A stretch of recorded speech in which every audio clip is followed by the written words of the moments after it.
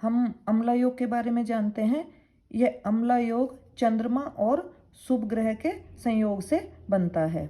अब ये बनेगा कैसे? यदि लग्न से अथवा चंद्र से दशम भाव में शुभ ग्रह हो तो अम्ला योग होता है। यानी कि या तो लग्न से दशम भाव में या चंद्र से दशम भाव में। और इसमें साथ में अगर कोई अशुभ भी ग्रह भी बैठा है तो उससे कोई फर्क नहीं पड़ता। अब शुभ ग्रह हमारे कौन कौन से होते हैं? गुरु, शुक्र, पूर्णचंद्र और बुध।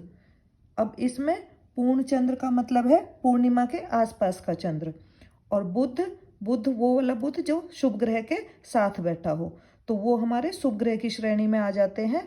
तो इसका हम एग्जाम्पल देखते हैं। ये है हमारा लग्न, लग्न से दशम भाव में ये जो गुरु है ये स्थित है हमारा लग्न से दशम भाव में। 1 2 3 4 5 6 7 8 9 10। तो यहाँ पे जो गुरु है वो लग्न से दशम हुआ, तो ये हमारा अम्ला योग यहाँ पे बन गया।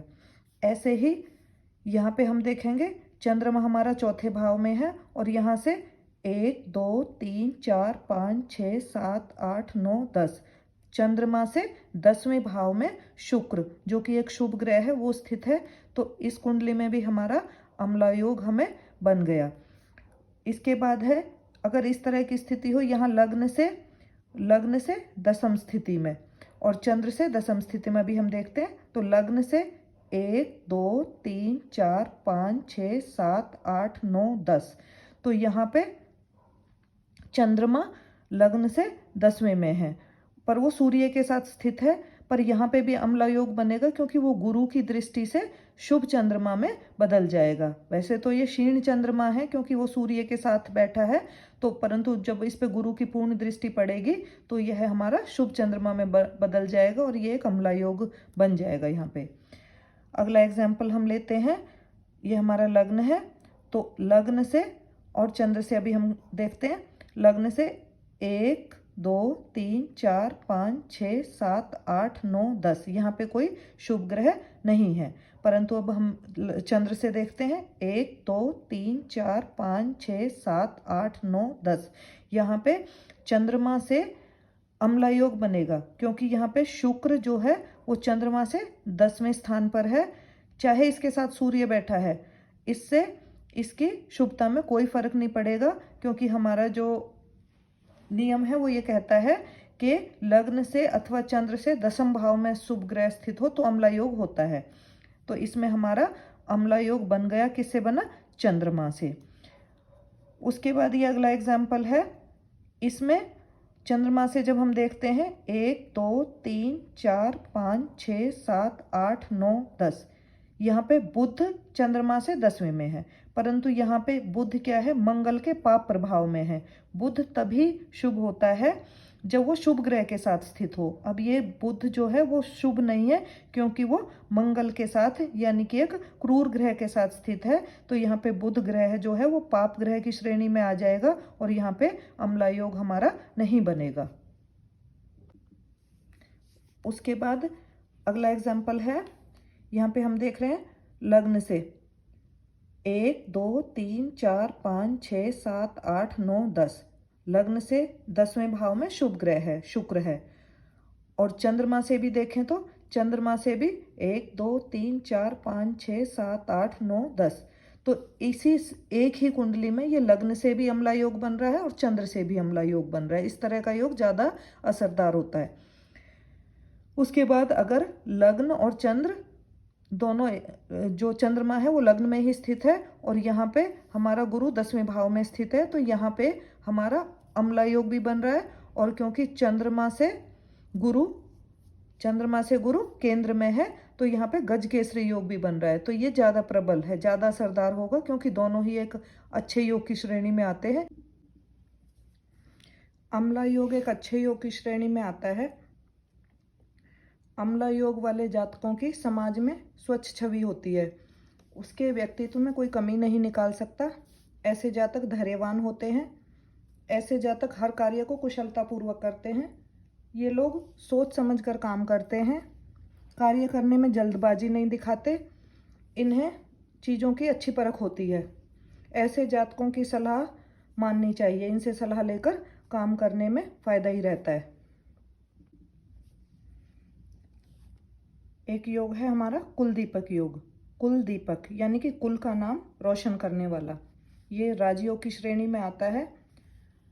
ये योग बनता कैसे है? यदि लग्न में शुक्र बुध हो, दशम भाव में मंगल हो, केंद्र या लगन से में बृहस्पति हो, तो कुलदीपक योग होता है। तीनों स्थिति बन जाए तो प्रबल योग, अगर कोई एक भी हो तो भी ये दीपक योग बन जाता है। इसका हम उदाहरण देखते हैं।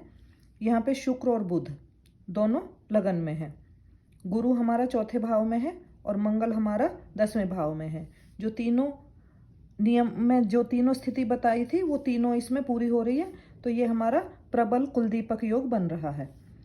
अब एक ये उदाहरण है, इसमें 10वें भाव में मंगल है, तो यहाँ पे मंगल से हमारा कुलदीपक योग बन गया।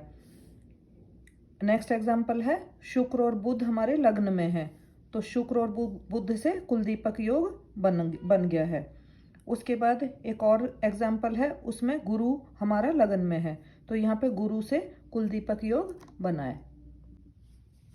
अब ये एग्जाम्पल है, यहाँ पे शुक्र बुध हमारे 7वें भाव में है और मंगल हमारा 10वें भाव में है, तो यहाँ पे मंगल से कुलदीपक योग बना हुआ मानेंगे, शुक्र बुध से नहीं, क्योंकि शुक्र और बुध हमारे लग्न में नहीं है। उसके बाद एक ये एग्जाम्पल है, यहाँ पे बुध लगन में है, गुरु चौथे भाव में, शुक्र 7वें भाव में और मंगल हमारा 10वें भाव में। यहाँ पे मंगल और गुरु से हमारा कुलदीपक योग बनेगा, और क्योंकि यहाँ पे शुक्र और बुध एक इकट्ठे लगन में नहीं है, तो इसलिए शुक्र बुध से नहीं बनेगा।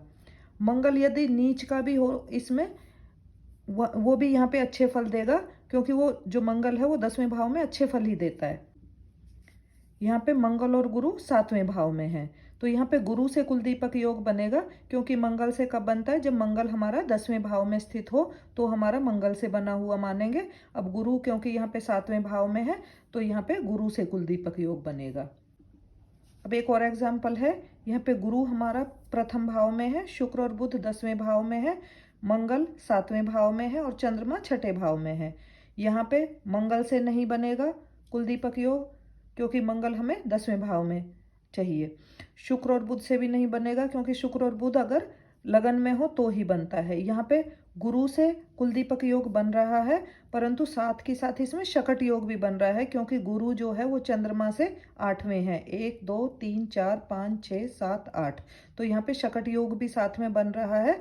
तो यहाँ पे हमारा शकट योग भंग हो गया, क्योंकि कुलदीपक योग बन रहा है यहाँ पे। अब इसका फलादेश इसका कुलदीपक, जैसा कि नाम से ही हमें पता लग रहा है, कुल का दीपक। ऐसा जातक मान सम्मान को प्राप्त करता है और ऐसी पोजीशन पे जाता है जहाँ पे परिवार का कोई व्यक्ति भी नहीं जा पाया। धन्यवाद।